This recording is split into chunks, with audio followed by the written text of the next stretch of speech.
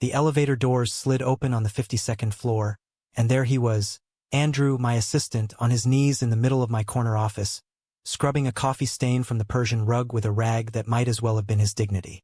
"You missed a spot?" I snarled, stepping over him without a glance, my Italian loafers inches from his bowed head. He didn't flinch, didn't rise, just whispered, "Yes, sir," his voice a ghost in the hum of the city below, and in that moment, I owned him completely, or so I thought. New York City pulsed like a vein under my thumb that autumn of 2023. I was Nicholas Hale, CEO of Hale Dynamics, a tech firm that turned data into dollars faster than Wall Street could blink. At 38, I'd clawed my way from a cramped Queens apartment to this glass penthouse overlooking Manhattan's jagged skyline. Power was my religion, control my sacrament. Employees came and went like seasons, but assistants? They were disposable, shadows to fetch my dry cleaning and buffer my moods. Andrew Sinclair had lasted 6 months, longer than most, probably because he was pretty in that unassuming way that didn't demand attention. Sandy blonde hair that fell just right, blue eyes sharp enough to cut glass if you looked close, and a build like he'd played lacrosse in college but quit before it broke him. He was 26, fresh out of some Ivy League feeder school, with a resume that screamed ambition but a demeanor that begged for orders. Perfect. It started small, the way these things do in a city that chews up vulnerability and spits out success. I'd inherited him from my last assistant, who fled after I suggested she reorganize my calendar by hand. Every meeting, every flight, etched in ink because digital is for weaklings. Andrew showed up that Monday in a crisp button-down, tie knotted like he'd practiced in a mirror, and handed me a venti black coffee without spilling a drop. "Good morning, Mr. Hale. Your 9 a.m. with the board is prepped. Slides updated with the Q3 projections." His voice was steady, Midwestern flat with a hint of something softer, like he'd grown up in the suburbs of Chicago before the city lured him east. I grunted, waving him off, but by noon, I was barking orders. "Sinclair, get me the Vanderbilt file." Yesterday, he didn't hesitate, just vanished into the archives and returned with a stack thicker than my patience. That night, as the office emptied, I found him still at his desk, typing furiously. "Go home," I said, more command than kindness. He looked up, those eyes locking on mine for the first time. Really locking, and murmured, "Just finishing the merger notes. Wouldn't want to leave you hanging." Something twisted in my gut, unfamiliar, like a knot in a tie I couldn't loosen. I turned away, muttering about deadlines, but his presence lingered like the aftertaste of bourbon.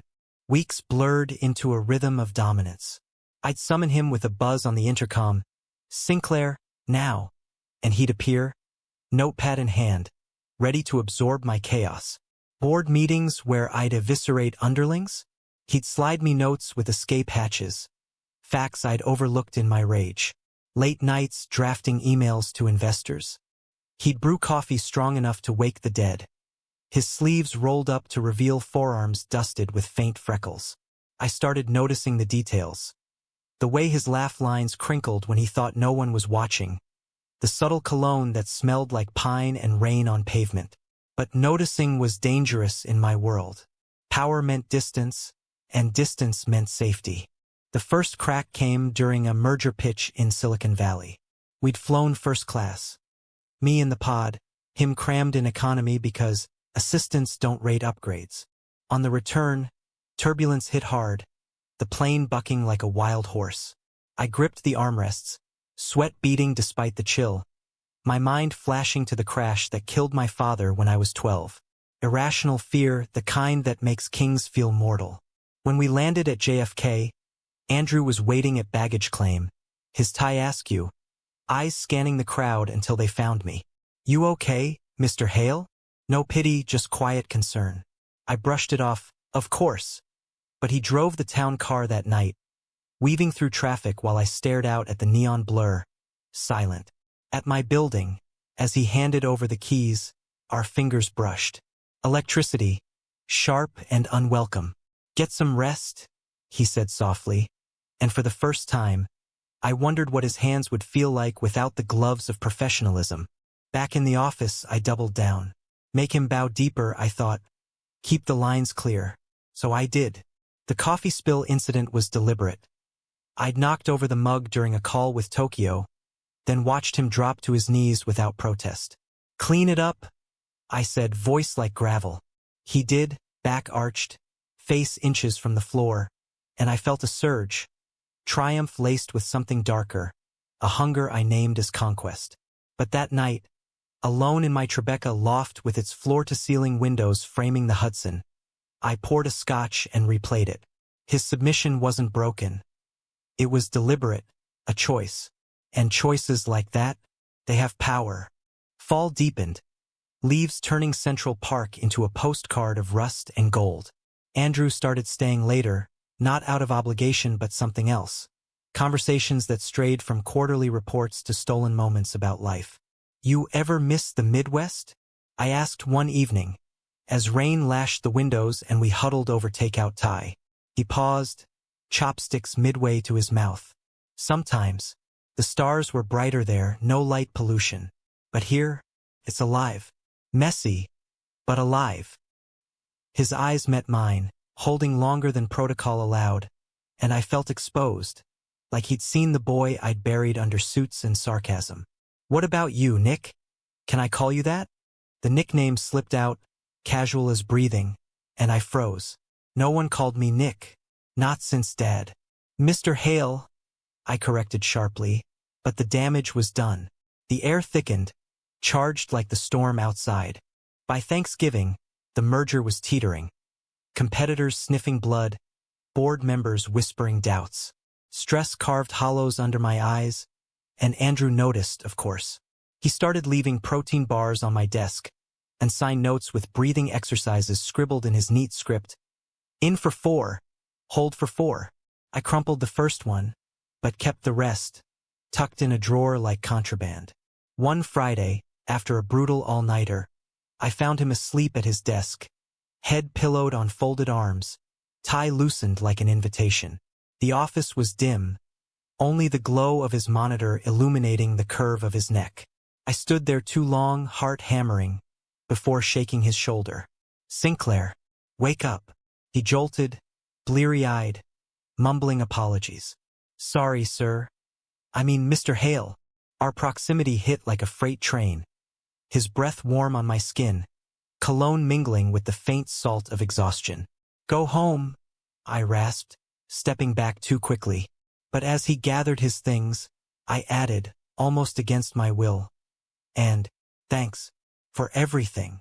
He smiled then, small and genuine, and walked out, leaving me adrift in the silence. December brought snow, blanketing the city in a hush that amplified every echo. The office holiday party was a glittering farce, champagne flutes and forced cheer in the ballroom of the plaza. I arrived solo, as always, scanning the crowd for familiar faces to schmooze. Andrew was there, surprisingly, in a slim-fit blazer that hugged his shoulders, laughing with the junior analysts. He looked free, unburdened, jealousy spiked, irrational and hot. When he caught my eye, he excused himself and approached, flute in hand. Merry Christmas, Mr. Hale. You clean up nice. Teasing, light, but his gaze lingered on my mouth. We talked, really talked, about everything and nothing. The lights on Fifth Avenue, his sister's wedding back home, the way power in the city could hollow you out if you let it. You don't let it, he said suddenly, voice low. You're steel, Nick, but even steel bends. My name again, deliberate this time. The room spun, the party's din fading to a roar in my ears.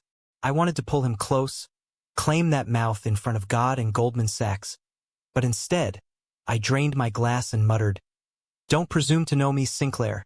That presumption festered. New Year's Eve, the merger imploded. A leak to the press, sabotage from within. Fingers pointed everywhere. I fired 3 execs on the spot, their severance checks signed with venom. Andrew stayed late, piecing together emails, tracing the digital breadcrumbs. It's internal, he said over midnight pizza, his knee brushing mine under the conference table. Someone close. Close. The word hung accusatory. Paranoia bloomed. I saw betrayal in every shadow. When he suggested we bring in an outside auditor, I snapped. You think I can't handle my own house? He held my gaze unflinching. I think you're carrying too much alone. Vulnerability again, that damn mirror he held up. I stood abruptly, chair scraping like a wound. Know your place. He bowed his head, not in submission but defeat, and left at dawn, coat slung over his arm, snowflakes melting on his lashes. January thawed the ice but not the rift. Andrew was professional, distant, a ghost in starched shirts. But the distance amplified everything. The brush of his hand passing files, the way he'd linger in doorways, unspoken words piling like drifts. I missed him, the real him, not the assistant. Late one night, after a boardroom bloodbath, I found myself at his desk, rifling drawers like a thief. Inside, a photo of him with family, grinning under a harvest moon. A dog-eared copy of The Great Gatsby. Margins filled with notes on lost dreams, and a crumpled note from me, the breathing exercise, smoothed flat like a talisman. Guilt crashed in, tidal and unrelenting. What had I done? Built an empire on the backs of men like him, demanding bows while I bent for no one. The breaking point came in February, Valentine's Day of all ironies. A rival firm poached our key engineer, the leak confirmed as corporate espionage. Fury blinded me. I stormed into Andrew's office. Yes, I'd promoted him quietly, assistant no more, and accused him. You knew. You were the only one with access. His face crumpled, not in denial but pain. Nick, how could you? The room tilted, accusations flying like shrapnel. He confessed nothing, but his eyes did, betrayal mirroring mine. I trusted you, he whispered, voice cracking. More than anyone. I grabbed his arm, pinning him against the desk, our breaths mingling in the charged air. Prove it. Desperation, raw and ugly. He shoved me back. Not hard, but enough. I don't have to prove shit to you anymore. And he walked out, door slamming like a guillotine. Weeks blurred into a haze of depositions and denial. The company teetered. I drank alone in bars where no one knew my name, chasing ghosts of what-ifs. Andrew's resignation came via email, formal, final. It's time for me to find my own skyline. I stared at the screen until dawn, the words blurring with unshed tears. Pride had been my armor. Now it was chains. I tracked him down through mutual contacts. A tiny apartment in Brooklyn, overlooking the East River. Rain hammered the city that night, streets slick as sin. I stood outside his door, soaked to the bone, knocking until my knuckles bled. He opened it warily, hair tousled from sleep, t-shirt clinging to his chest. What do you want, Nicholas? My name, full and formal, a blade. Everything. Nothing. Him. I was wrong. I choked out, stepping inside uninvited. The space was small, lived in, bookshelves sagging, a half-eaten pizza on the counter. Human. Unlike my sterile loft. He crossed his arms, barrier and shield. About the leak? Or about me? Both. All of it. Words tumbled. Apologies laced with confessions I'd buried deep. How his quiet strength had unraveled me. How I'd pushed because pulling close terrified me more than any boardroom. You made me feel seen. And I hated it. Feared it. Tears mixed with rain on my face. He watched, unyielding. Then softer. I loved you, Nick. From the coffee spills to the stolen glances. But love isn't a transaction. The truth landed like a punch, doubling me over. On my knees there, in the puddle of my making, I begged. Don't make me lose you. Not like this. He knelt too, hands framing my face, thumbs brushing tears. You never had me to lose. You pushed me away before you could hold on. We talked till dawn, raw, unfiltered. Betrayals unpacked. The leak was a disgruntled VP, not him. My accusations, born of fear, not fact. He shared his own scars. A closeted youth in conservative heartland, coming to New York to breathe free, only to find corporate closets just as tight. I bowed because I thought it was the way in. But you deserved more than my submission. Dawn painted the room gold, and in that light, I kissed him, tentative, then fierce, tasting salt and second chances. His lips yielded, then claimed, hands fisting my shirt as if afraid I'd vanish. We made love on the worn couch, bodies speaking what words couldn't. Forgiveness in every touch, redemption in the arch of his back. Spring unfurled, and so did we. Andrew didn't return to Hale Dynamics, not as employee, but partner in every sense. We rebuilt the firm together, his insights sharpening my edges, my fire fueling his dreams. No more bowing. Equality became our creed. But the past lingered, a shadow in the sunlight. One evening, atop the rooftop of our new office, reclaimed from near ruin, we stood watching fireworks burst over the harbor, his head on my shoulder. "Think we'll make it?" he murmured, vulnerability peeking through. I turned, cupping his face. "We already have. Every kneel, every underestimation. It's what brought us here." He smiled, that crinkle-eyed one, and pulled me close. In the city of broken hearts, we'd mended ours, not perfectly, but humanly. And in America's relentless grind, that was victory enough.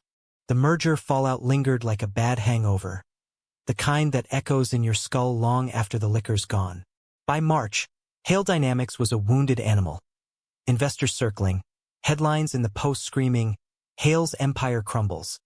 CEO's paranoia or plot? I pored over financials in the dim glow of my office, the city lights mocking me from below. Andrew's absence was a void.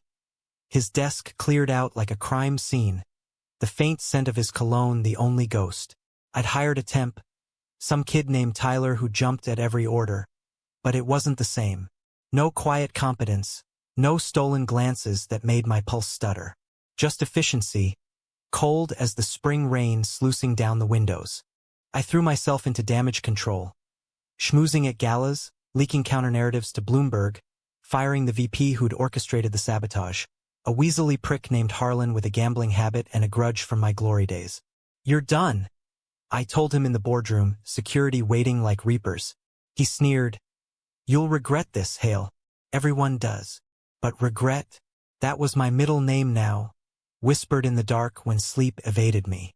Andrew's face haunted, hurt etching lines that youth shouldn't know. His whisper, "I loved you," a loop in my brain. Had he? Did he still? I scrolled his LinkedIn late nights, seeing he'd landed at a startup in Flatiron, strategy consultant. Good for him. Better without me. Our first post-resignation encounter was serendipity wrapped in cruelty. A networking mixer at the Standard, rooftop bar humming with tech bros and venture vultures. I spotted him across the crowd, laughing with a cluster of millennials, his laugh carrying like smoke. He looked good, relaxed in chinos and a Henley that showed the V of his collarbone, hairstyled just so. My feet moved before my brain caught up, weaving through bodies until I was there, scotch in hand, voice rough. "Sinclair, fancy seeing you slumming it with the little guys." Lame opener, but his eyes lit. Surprise, wariness, a flicker of warmth. "Mr. Hale, congrats on dodging the bullet." Harlan always was a snake. We clinked glasses, the chatter fading to white noise. Talk turned shop. His new gig, innovative but underfunded. My rebuild, leaner, meaner. "You're thriving," I said, meaning it, hating it. He shrugged, modest. "Learning to stand on my own. No more bowing." The jab landed, playful but pointed.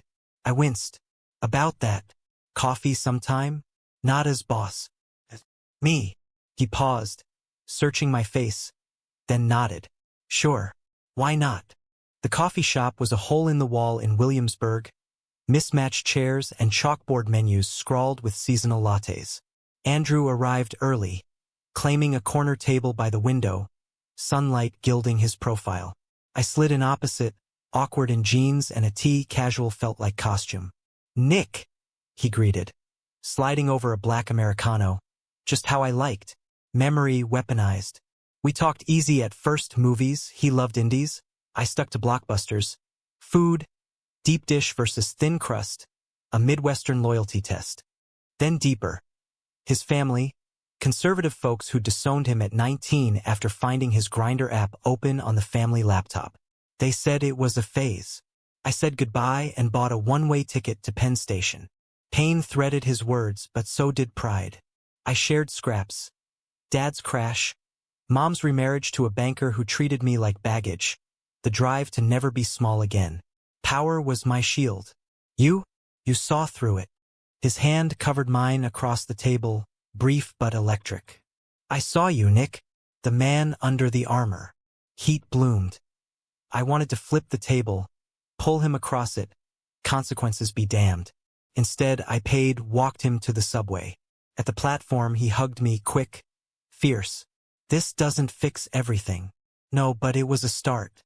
April bloomed with dogwoods in the parks, and our coffees multiplied.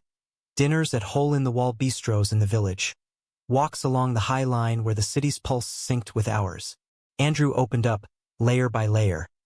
His poetry hobby, verses scribbled in a battered moleskine about lost boys and city lights. His volunteer shifts at a queer youth center in Harlem, mentoring kids navigating the same closets he'd escaped. They remind me why I fight, he said one night, Hudson breeze ruffling his hair as we sat on a bench.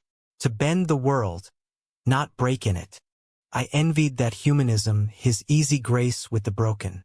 Me, I fixed things with money and mandates. But with him, I softened, laughed at his dumb puns, let him win arm wrestling on lazy Sundays at his place. Bodies tangled in sheets that smelled like him. The conflict reignited at a gala for the startup he consulted for. Black tie affair at Cipriani, chandeliers dripping light like liquid gold. I was their schmoozing potential partners, Andrew on the arm of the CEO, a slick venture guy named Theo with a jawline like a superhero and eyes that lingered too long. Jealousy, that old beast, clawed up. I watched them from across the room, Theo's hand on Andrew's lower back, guiding him through the crowd. Andrew's smile polite but strained. When our eyes met, he excused himself, approaching with a flute of champagne. Fancy seeing you here, boss man. Tease in his tone, but tension underneath. Who's the suit? I asked, nodding at Theo. He rolled his eyes. Client. Pushy, but harmless. Harmless, right? We danced around it. Flirtation laced with barbs until Theo cut in, all charm and cologne. Mind if I steal him back, Nicholas? We have deals to discuss. The proprietary we graded. Andrew shot me an apologetic look, but followed. I nursed my drink, watching them whisper, Theo's laugh booming. By midnight, I'd had enough. Slipped out into the night, cab roaring uptown. Regret my only passenger. He showed up at my loft 2 days later. Unannounced, key I'd slipped him weeks ago turning in the lock. We need to talk. Voice steady, but eyes stormy. I was mid-workout, sweat slicked on the treadmill, heart already racing. About Theo? Bitter, unbidden. He laughed, sharp. Jealous? After everything. I killed the machine, stepping close, too close, air crackling. Maybe. Or maybe I'm tired of pretending this is casual. His breath hitched. I kissed him then, desperate, hands framing his face. He responded, fierce. Teeth nipping, bodies crashing like waves. We stumbled to the bedroom, clothes shedding like old skin, rediscovering each other in the tangle of limbs and gasps. Afterward, spent and sated, he traced patterns on my chest. This isn't a game, Nick. I can't bow again. I pulled him closer. No more games. Promise. But promises in New York are fragile as rice paper. May brought the Real storm. Harlan, the fired VP, wasn't done. He'd sold dirt to a tabloid. Grainy photos from a long-ago party. Me with a male model on my arm, sloppy drunk and indiscreet. Hale's secret, closeted king or queer scandal? Screamed the Daily News. The board panicked, stocks dipped, whispers of distraction, filling conference calls. Andrew read it first, showed up at my door with the paper clutched like evidence. Is this why you pushed me away? Fear, hurt, accusation. I deflated. Partially. The world we built. It chews queers like us for sport. He tossed the paper, pulling me down. Then we fight. Together. We did, joint statement to the press, defiant and proud. Personal lives don't dictate professional prowess. Andrew's hand in mine at the announcement. A quiet revolution. Yet betrayal brewed closer. Theo, it turned out, wasn't harmless. He'd been pumping Andrew for hail intel, playing the long game to undermine my rebound. Andrew discovered emails on a shared drive, subtle probes turned damning. He used me? Andrew confessed over wine that night, voice hollow. Like you almost did. The parallel stung. I held him as sobs racked his frame, our love fracturing under the weight. We're stronger, I murmured, but doubt crept in. Was I? Or just another user in a city of takers? Summer heat wave hit like judgment, sidewalks steaming, tempers flaring. Andrew pulled back, throwing himself into work, our nights cooling to polite distances. I saw the toll, the way he'd stare at his phone, waiting for texts that came too slow. One sweltering July evening, after a fight over nothing or everything. My long hours, his insecurities. He packed a bag. I need space, Nick, to remember why I fell. The door clicked shut, echoing like finality. Alone again, I knelt in the empty living room, fists to the floor, the man I'd underestimated reduced to echoes. But love, true and gritty, doesn't end in silence. It simmers, waits for the storm to break. August baked the city into submission, air conditioners humming dirges against the asphalt inferno. My loft felt like a tomb without Andrew. Bed too vast, kitchen silent sans his morning clatter. I threw myself into the grind, restructuring hail dynamics, poaching talent from rivals, turning scandal into swagger. The queer exposé backfired on the tabloids. Allies emerged from the woodwork. LGBTQ plus investors doubling down. Board members who'd hidden their own truths coming out in solidarity. You're a pioneer, hail.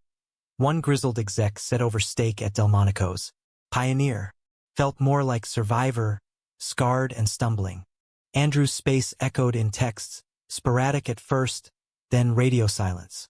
I respected it, mostly drowning doubt in gym sessions and bourbon neat. But late nights, scrolling his socials, creepy? Yeah, but desperation's a hell of a drug. I saw glimpses. Him at a poetry slam in the Bowery, voice carrying verses of fractured hearts. Volunteering at the youth center, kids orbiting him like he was sun. Humanistic, that man, always giving when I took. Guilt gnawed. I'd underestimated not just his heart, but its depth. The bowing? My insecurity dressed as strength. Now, I'd trade empires for one more chance to kneel at his feet. Not in power, but plea. Reconnection sparked at the youth center's annual fundraiser. A block party in Harlem, grills smoking ribs, DJ spinning house remixes of Motown classics. I donated anonymously at first, then showed up in jeans and a faded Hail tee, blending like a suit at a dive bar. Andrew was emceeing, mic in hand, charisma lighting the dusk. Tonight's about visibility, family. Showing these kids they're not alone in the storm. Applause thundered. My chest swelled, pride mingling with ache. Post-speech, he spotted me in the crowd, brow furrowing. We stepped aside, under a string of Edison bulbs swaying in the breeze. Nick, what brings the king slumming? Wary, but soft. I shrugged. Heard there was good barbecue, and I miss you. Honesty raw as the humid air. He sighed, rubbing his neck. Miss you too, but trust? It's bruised. We walked the block, kids chasing fireflies, sharing stories of our voids. His empty bed, my endless meetings. At his car, I leaned in. Let me earn it back. Dinner. No expectations. He nodded, tentative. Okay, but slow, Nick. Real slow. Slow was torture and tonic. Dinners turned weekly, hole-in-the-wall Mexican in East Village, where we split churros and confessed childhood crushes. His on the quarterback, mine on a summer camp counselor. Walks in Prospect Park, leaves whispering secrets as hands brushed, then linked. Intimacy rebuilt brick by brick. A kiss goodnight that lingered, his fingers in my hair. Movie nights at his place, tangled on the couch during Brokeback Mountain. Tears shared in the dark. Ennis got it wrong, he murmured. Don't wait till it's too late. I vowed silently, no more waiting. September's equinox brought equilibrium, or so I thought. Hale dynamics stabilized. Quarterly reports green. Me lighter under Andrew's influence. He joined as a consultant, freelance to keep lines clean, his strategies infusing fresh blood. Office buzzed with their chemistry. Colleagues shipping us with winks, no more closets. But undercurrents swirled. Theo resurfaced, slimy as ever, pitching a partnership at a conference in Miami. I greenlit it warily.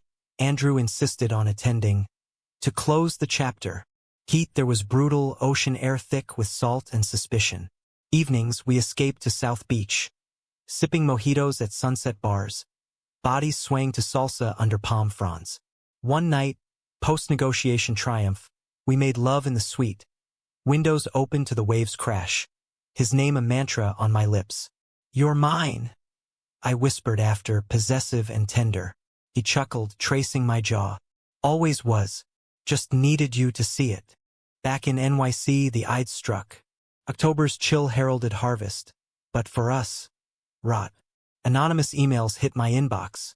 Screenshots of Andrew and Theo, late-night meetings, texts laced with emojis too familiar. "Your boy's playing you, Hale." Again. Paranoia, that familiar fiend, reared. I confronted Andrew over takeout falafel in his kitchen. Phone thrust like accusation. "What the hell is this?" His face drained, then flushed fury. "Work? Nick.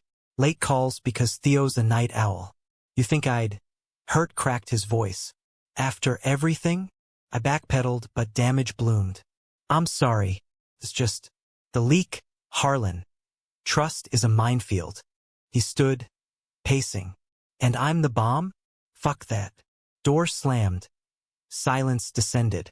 Days stretched to weeks of Cold War. Polite at work, Arctic outside. I buried in deals. He in poetry readings that drew crowds but left him hollow-eyed. Mutual friends mediated. A double date with a graphic designer couple from the center. Laughter forced over tapas. But tension simmered. Andrew's touches withdrew.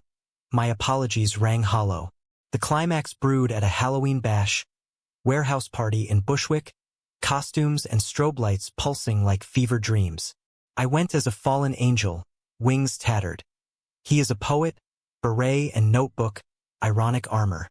We danced apart, then together, bodies remembering what minds forgot, hips grinding to bass that drowned doubt. In a shadowed corner, lips met, hungry. "I can't lose you," I gasped. He pulled back, eyes searching. "Then stop looking for ghosts."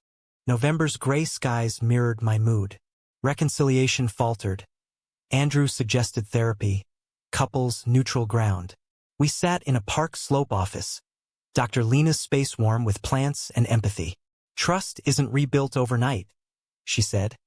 As we unpacked my abandonment wounds, his fear of being the help forever. Sessions peeled layers. My need to control born of loss, his submission a survival tactic from homophobic roots. "You underestimated me," he admitted one rain-lashed night post-session, curled on my couch. "But I underestimated us." I knelt then, not in plea but equality, foreheads touching. "We're equals now, partners." He kissed me slow, sealing it. But fate, that cruel dramatist, had one more act. December whispered warnings. Theo, unhinged by rejection, escalated. He leaked Dr. Docs implicating Andrew in the original sabotage, twisting old emails into treason. Board convened emergency. Headlines howled, "Hale's lover, traitor or pawn?" Andrew was summoned, face ashen in the conference room. "I didn't," he started, but I cut in, voice steel. "Enough. I know him. Back off." Defiance cost. Stocks plummeted. Allies scattered. That night, in the eye of the storm, we faced it raw. "Run with me," I urged, packing go bags for a cabin upstate. He shook his head, resolute. "No, we fight. Humanely. Show them love wins." His humanism, again, refusing to flee, choosing truth over exile. The rooftop confrontation came Christmas Eve, snow falling soft as confetti. Theo had cornered Andrew there. Post-party, venom spilling. "You think Hale's your knight? He'll discard you like the rest." Andrew stood firm, but Theo lunged, fists not facts. I burst in, tackling him, blows landing in a frenzy of rage and release. Security hauled him away. Andrew slumped against the ledge, lips split, eyes haunted. I dropped to my knees in the snow, cradling his face. I'm here. Always. Tears froze on lashes. He whispered, "Kneel for me then. Not in pity, in love." I did, ring slipping from pocket, a simple band, bought in hope. "Marry me. Build this mess into meaning." He nodded, pulling me up into embrace. City lights witnessing our vow. New Year's dawned crisp, the city shedding its skin like a serpent reborn. The scandal's ashes fertilized growth. Lawsuits crushed Theo, his empire crumbling under fraud charges. Hale Dynamics rose phoenix-like, rebranded with Andrew's input, Hale and Sinclair Strategies. Equality etched in letterhead. We moved in together, my loft traded for a brownstone in Brooklyn Heights. Cozy chaos of books and blueprints. Rooftop garden where we planted dreams. Mornings started tangled. His head on my chest. Coffee brewing to the rhythm of our lazy plans. World domination? He'd tease, nuzzling. Nah, just us, against it all. Yet scars suppurate. January's frost bit deep. Andrew's confidence wavered post-betrayal. Nightmares jolting him awake. Theo's face morphing into mine. Accusations blurring. "What if you doubt again?" He'd murmur in the dark, vulnerability a chasm. I held tighter, whispering litanies of trust. "You're my north, Drew." Unwavering. Therapy continued, Dr. Lena guiding us through minefields.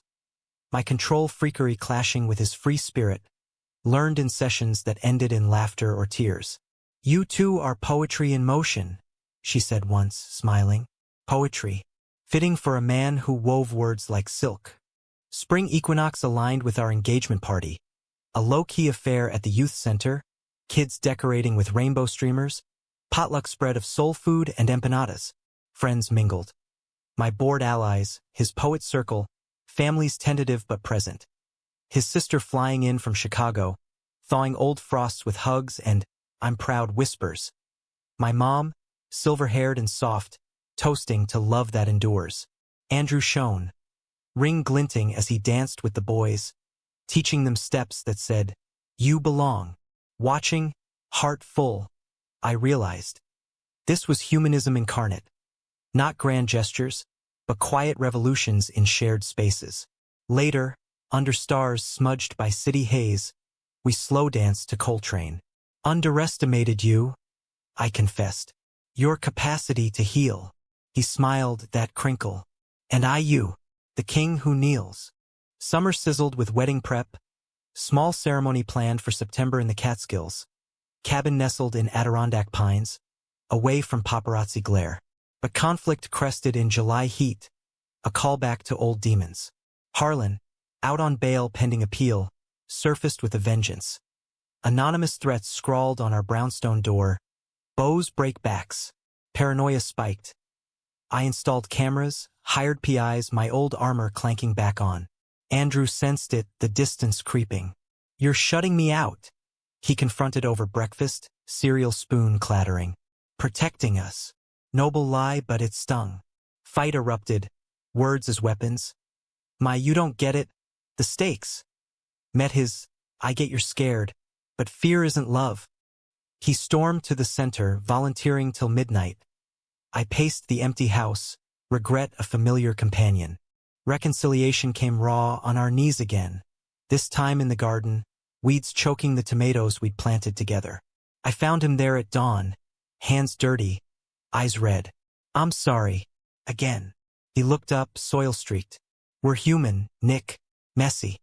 But we choose each other." We weeded side by side, hands brushing earth, metaphors unspoken.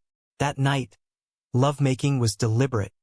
Slow explorations, affirmations in every gasp. "I see you. I trust you." Dawn found us entwined, stronger in fractures. August whispered warnings of change. Andrew's poetry chapbook dropped, skyline sonnets, verses of bent knees and reclaimed hearts, selling out at indie bookstores. Readings packed with queer voices echoing his. Pride swelled, but so did fear. Offers trickled in, literary residencies in Provincetown, tempting escapes. Go, I urged, masking unease. Shine, he wavered, loyalty anchoring. Not without you. Tension simmered. My empire demanded. His muse pulled. Climax brewed at a reading in the village. Crowd rapped as he recited The Kneeling King. Lines ripping from our story. I bowed to shadows, chased thrones of glass slash till you, underestimated sun, made me kneel at last. Applause thundered. Backstage, he collapsed into me. It's us, Nick. Raw. I held him, whispering, don't leave. Not a plea of fear. September's leaves turned, mirroring our wedding week. Catskills air crisp with pine and promise. Cabin aglow with lanterns. Isle of wildflowers trampled by barefoot guests. Vows exchanged under ancient oaks. Mine. I underestimated your light, but now I live in it. Partner, equal, forever. His. You taught me to stand, then knelt to meet me. I choose you in bows and battles. Rings exchanged, kisses sealed with cheers. Honeymoon in Provincetown. Beaches and Bohemia. Days biking dunes. Nights tangled in lighthouse shadows. This is it, he said, waves lapping our toes. Our skyline. But even paradise holds thorns. A call from the board. Emergency merger. Pulling me back early. Andrew's face fell, unspoken rift. Fall deepened cracks. October's chill brought Harlan's trial. Testimony dredging dirt. His lawyer painting me as tyrant. Andrew as opportunist. Media frenzy reignited. Picketers at our door. Slurs scrawled in hate. Andrew hardened, volunteering doubling as armor. I retreated to work. Mergers my moat. Distance grew. Dinners late. Beds cold. One November Eve. Post-verdict. Harlan jailed. Justice Pyrrhic. I came home to silence. Andrew's note on the counter. Need air. Love you. Back soon. Panic clawed. I searched. Center closed. Reading skipped. Hours ticked. Dawn broke with him at the door. Suitcase light. Residency. 1 month. To breathe. Betrayal's echo or growth? Alone. Voice cracked. He cupped my face. To write us better. Trust me. I nodded, kneeling in the foyer. Not defeat, but release. Go. I'll hold the fort. December tested that trust. Empty house echoed his absence. I filled it with calls, letters. Pages of love amid ledgers. His postcards arrived. Dunes whisper your name. Miss your knees on mine. Humanistic, even apart. Volunteering solo, mentoring a kid who reminded me of young Andrew. Climax crested Christmas morning. Airport reunion, him tumbling into my arms. Chapbook sequel in hand. Dedicated to the man who kneels. Snow fell as we drove home, his hand in mine. Underestimated your patience, he murmured. And I yours, I replied. In the city's heart we rebuilt, not perfect, but profound. Winter's grip loosened grudgingly into January 2025. The new year a canvas smeared with hope and hesitation. Andrew's residency birthed not just poems, but purpose. A foundation launched from his words, kneel and rise, aiding queer youth with scholarships and safe spaces. I poured Hale resources in co-chairing events, my suits traded for jeans at fundraisers. Look at you, softy, he teased at the launch gala. Brooklyn warehouse pulsing with beats and banners. I pulled him close amid the crowd. Only for you. But softness bred vulnerability. Board grumbled at distractions. Stocks wobbling under scrutiny. Conflict loomed. Familiar shadow. February's frost etched tensions. Andrew's star rose. TEDx talk on love as revolution. Viral clips of his voice cracking with tales of underestimated hearts. Invites flooded. Panels in LA. Keynotes in San Francisco. Go, I echoed, but envy gnawed. Our bed empty more nights than not. My empire a jealous lover. Fights flared petty. You're married to the road now. His retort. And you to the corner office. Choose. We chose therapy again. Dr. Lena's couch a battlefield turned sanctuary. Balance isn't binary, she counseled. It's dance. We danced. Sabbaticals synced, weekends unplugged in the Catskills, chopping wood and making love by firelight. This, he panted, skin aglow, is us. Spring bloomed, betrayal's bitter bloom. March audits unearthed discrepancies, not sabotage but embezzlement by a trusted CFO, siphoning funds to offshore accounts. Fingers pointed inward. Whispers targeted Andrew's foundation. Conflicts of interest. Anonymous leaks again. Forged docs linking donations to kickbacks. Not me. He swore in the boardroom, voice steel amid suit stares. I believed. Defended. Baseless. He's clean. But damage seeped. Resignations trickled. Investors fled. Nights he paced our brownstone. Fists clenched. They see me as the pretty boy you pitted. Pain twisted. I pulled him down. They're blind. You're my equal. Love anchored, but doubt's tide rose. April showers drowned resolve. The CFO confessed, pinned but not before dragging names. Theo's ghost, whispering from prison via proxies. Lawsuits piled. Media circus reignited. Hale's honeymoon over. Scandal strikes again. Andrew withdrew, volunteering a shield. His poetry turning thorns. Verses of kneeling kings dethroned by their own crowns. I read them in secret, heart lacerated. One rainy eve, confrontation crested. He flung clippings at my feet. You fight fires with money. I fight with truth. But truth hurts us both. Tears mingled with downpour on the window. Then let it hurt. Together. He collapsed into me, sobs seismic. I can't lose this. Us. We made love desperate, reclaiming bodies as battleground turned bed. May's mercy brought vindication. Audits cleared, embezzler jailed, foundation absolved. But scars suppurated. Andrew's confidence cracked. Readings canceled. His light dimmed. What if I'm the weakness? He whispered one dawn, curled fetal. I knelt beside the bed. I level. You're the strength. My humanism. We rebuilt slow. Retreats to the center, co-mentoring kids. His empathy, my strategy weaving safety nets. June's solstice saw his comeback. Chapbook tour. Crowds chanting lines from our life. I joined stages, sharing spotlights. He taught me to kneel, not conquer. Applause bridged divides. In hotel rooms after, we celebrated skin to skin, laughter echoing. Summer's zenith tested endurance. July heat wave mirrored internal boil. A rival bid for Hale, aggressive, promising stability sans, personal dramas. Bored tempted. Andrew overheard murmurs at a dinner. Sell?